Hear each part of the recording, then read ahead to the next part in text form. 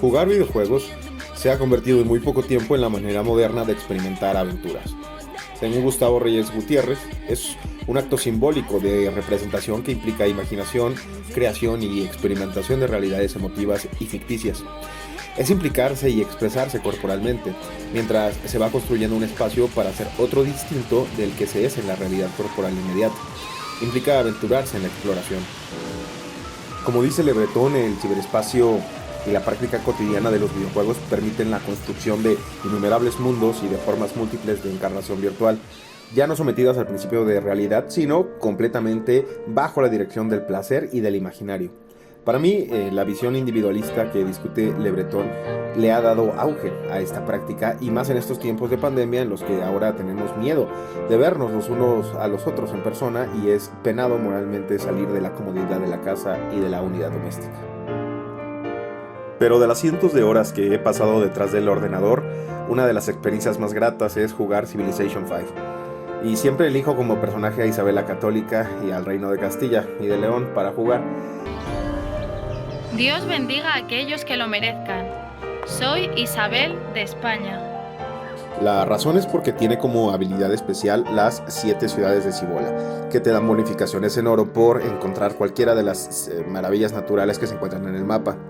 Y hallarlas modifica completamente el juego inicial y me hace querer explorar para encontrar todo ese oro y conquistar el mundo en una dificultad deidad. Esta forma de jugar me hizo interesarme hacer un análisis etnohistórico a través de una hermenéutica de las fuentes documentales escritas por Fray Marcos de Niza y Alvar Núñez Cabeza de Vaca, así como de Francisco Vázquez de Coronado y también las fuentes documentales indias escritas por españoles, para intentar hacer una historia de las mentalidades, cómo el poder, lo sagrado y los mitos de riqueza de las llamadas 7 ciudades de Cibola y Chicomosto impactaron en las campañas de conquista del septentrión mexicano, para indagar el grado de importancia del mito en las acciones humanas en su tiempo, pero también en la actualidad. Para Lévi-Strauss, un mito se define por referencia a un sistema temporal que combina las propiedades de la diacronía y la sincronía, pues los acontecimientos desplegados en el tiempo conforman una estructura perdurable. Un mito se refiere a acontecimientos pasados, antes de la creación del mundo o durante las primeras edades, o en todo caso hace mucho tiempo. Forman también una estructura permanente que se refiere simultáneamente al pasado, al presente y al futuro. Posee una estructura a la vez histórica y ahistórica. En otras palabras, el mito es una construcción cultural que muestra un sistema de creencias, genera orden, regula las relaciones sociales, nos dice cómo deberían de ser las cosas. Es la vida misma. Requiere de un héroe que porte el mensaje y el don. Una aventura de luchas narrada en episodios como en Star Wars. Inicio en un caos de carencias. El héroe después pasa a la aventura y muere, para después renacer solucionando las carencias de inicio. Son relatos sagrados de personajes sobrenaturales que tienen que ver con el cambio y la continuidad, con la permanencia y la transformación, y tienen la función social de explicar, afirmar simbólicamente, expresar el inconsciente, crear y mantener cohesión y solidaridad social, legitimar instituciones y prácticas rituales. Existen mitos de origen, de creación y de fundación. Nos encontramos a inicios del siglo XVI, con las bulas alejandrinas en 1493 y la firma del Tratado de Tordesillas. Se inicia la competencia entre Portugal y Castilla en viajes de exploración al occidente para conectar comercialmente lo que era la periferia de la península occidental de Europa con la India. Esto en un mundo cristiano itálico-ibérico en el que se ve enfrentado con otros credos, musulmanes, judíos y turcos, suscitando en la reconquista de Granada por parte de los reyes católicos Isabel y su primo Fernando. Así Colón y Américo Vespucio hacen sus viajes, gracias en gran medida al capital financiero genovés, en un contexto europeo de cambio hacia la modernidad, en donde el pensamiento renacentista humanista comenzaba a sustituir al pensamiento medieval, aunado al surgimiento de rupturas epistemológicas derivadas de las reformas protestantes de Lutero, Calvino y Zwinglio, que iban cambiando la forma de concebir el mundo debido también a que el ciclo del capital se cerraba, permitiendo grandes acumulaciones de capital. Así Colón muere en 1506 con la creencia de haber llegado a las tierras del Gran Khan. Y cualquiera que sea el término a utilizar, la invención, descubrimiento, colonización o conquista de América, El hecho es que para 1521 ya se había establecido un choque violento respecto de dos formas diferenciadas de concepción de la realidad, con Cortés y muchos naturales derrotando a la Triple Alianza y estableciendo un mundo cristiano medieval, renacentista, en el centro de Mesoamérica. Después se da la avanzada por parte de Nuño de Guzmán, del 29 al 31, en compañía de Chirinos, Angulo, Oñate, Pedro de Alvarado y demás españoles, junto con grupos de indios tlaxcaltecas que avanzaban desde el centro de Mesoamérica hasta el actual Michoacán, Jalisco, Colima, Durango y Sinaloa con una violencia extrema, además de otras campañas de exploración y conquista por mar y tierra más al norte del continente, todas fallidas respecto de encontrar la consumación de sus deseos. La primera fue enviada por el mismo Cortés a la actual península de California, de la cual ya no supo nada. Otra enviada por Pánfilo de Narváez a la Florida, de la cual solo sobrevivieron 4 personas, de entre ellos Alvar Núñez Cabeza de Vaca y el negro Estebanico, quien es rescatado por Diego de Alcaraz en el 36. En 1539 Marcos y Esteban salen a buscar las míticas ciudades.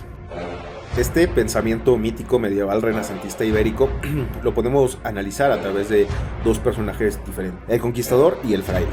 Por un lado, España sabemos que era la tierra de la eterna cruzada. España, según Luis Beckmann, es el otoño de la Edad Media en los 2 primeros siglos de la historia moderna. Y lo vemos en su expresión de la Ecclesia Universalis, la Compañía de Jesús, la nueva mística de Teresa de Ávila y Juan de la Cruz, la nueva escolástica de Víctor Ay Suárez, la novela caballeresca, el romancero y el teatro fueron todos productos medievales producidos en plena Edad Moderna. Ahora, en este tiempo se hablaba de islas hacia el occidente, leyendas, la fuente de la eterna juventud, las 7 ciudades de Cibola y Quivira, las riquezas de Seno o El Dorado, lugares paradisíacos llenos de riquezas, turquesas, canela, especias, que eran habitadas por seres fabulosos, sirenas, monstruos, encantos, gigantes, pigmeos, ciópodes, amazonas, cinocéfalos, niños con cabello blanco, etc. Descritos por San Isidoro, por ejemplo. Puedo decir que el episodio 1 del mito de las 7 ciudades medievales refleja un rito que nos muestra un intento de cruzada o de aventura para consumar una idea espiritual. Se cree que es una leyenda de origen portugués.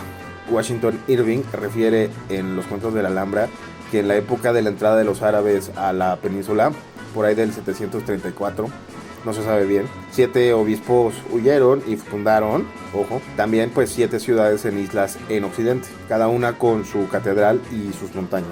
Así podemos pasar al episodio 2. Cabeza de Vaca.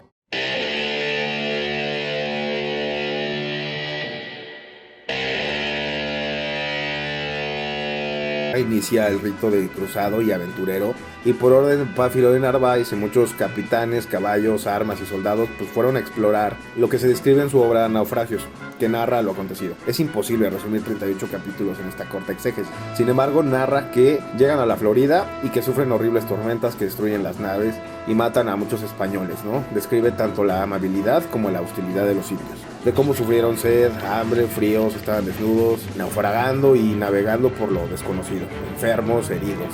Pero eso sí, manteniendo el ideal caballeresco, ¿no?, de la época y los ideales de la fe católica.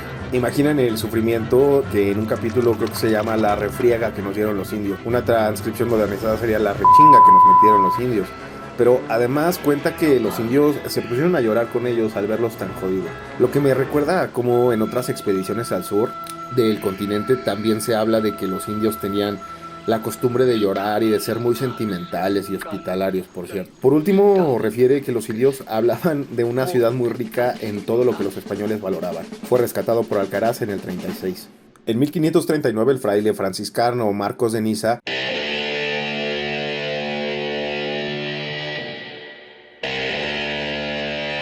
relata en sus relaciones a Antonio de Mendoza, virrey de la Nueva España, que Coronado lo mandó junto con el negro Estebanico y indios a descubrir lo dicho por Cabeza de Vaca y los relatos indios de Chicomós.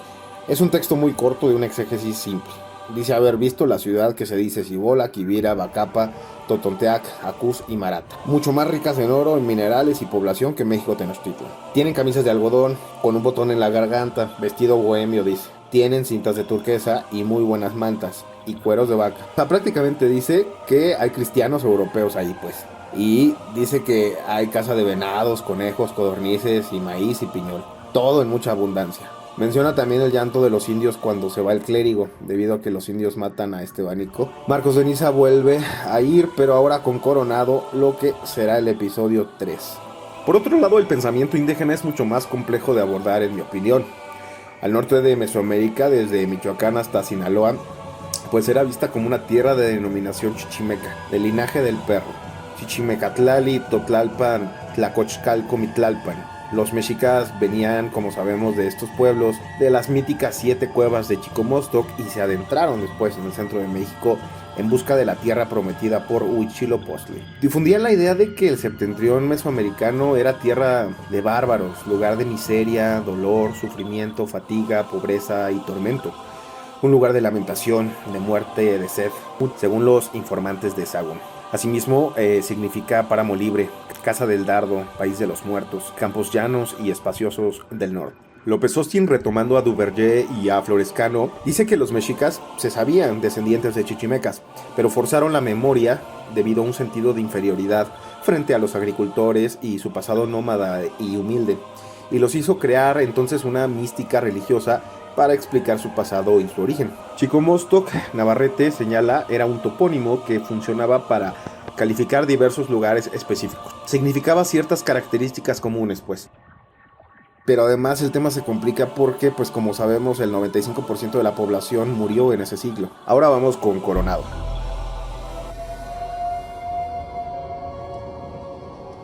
Coronado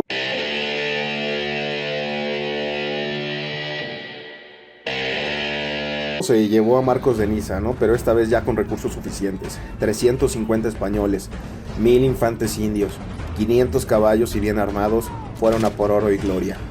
Coronado no se andaba con juegos, no dio cuartel nunca a ningún jefe indio y por donde iba pasaba cuchillo y dejaba colgados a los cadáveres en los montes. Pasaron hambres y muchos pesares, pero nunca encontró la ciudad de las fábulas. Si bien aún no he estudiado la crónica de Coronado, sí conozco de primera mano 3 documentos escritos en 1949 de dicha expedición que paleografié para este trabajo. 390 líneas en 12 fojas escritas al rey sobre que se le hagan mercedes a las familias de Lope de Samaniego en 2 ocasiones, y al soldado Juan de Paladinas. Lope muere porque, como describen, sufrieron hambres, pesares, muchas penas y necesidades, y gastaron muchísimo oro en él. También los acompañaba María de Maldonado, esposa de Juan de Paladinas, la cual era una aventurera cristiana que curaba y servía en todo lo que podía a los soldados y a Dios. Aquí el punto es que se cae el mito en este tercer episodio.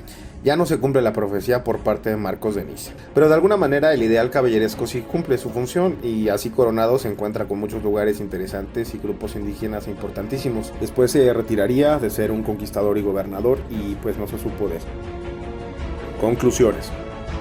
A través de estos análisis ahora ya puedo afirmar por mi propia interpretación que una vez concretado el choque de culturas, se volvieron a retomar los cuentos del pasado que fueron escritos para aliviar el dolor de la pérdida material y espiritual que les ocasionó la invasión de los moros al territorio ibérico, y generar esperanza a través de la idea de que gente ejemplar, obispos, pues se llevaron las reliquias, o sea, el valor espiritual y material de España, pues a otros lados, para ser inmaculado, no tocado, pues, en donde en un futuro esos obispos fundarían ciudades que en última instancia servirían para mantener pura su visión religiosa y simbólica de los suyos moros, ya después en un tiempo de reconquista. Como sabemos, esta profecía sí se cumple con los reyes católicos, lo que hace que se retome el cuento pues para darle vida otra vez, ¿no? Es como, ya expulsamos a los moros y judíos, ahora ya estamos limpios, vamos a por aquello que nos pertenece por derecho. Vamos a continuar nuestra historia donde se quedó, vamos a por el oro y la gloria que se nos fue robado, sin importar a esos luteranos que van en contra de la voluntad universalista de Roma.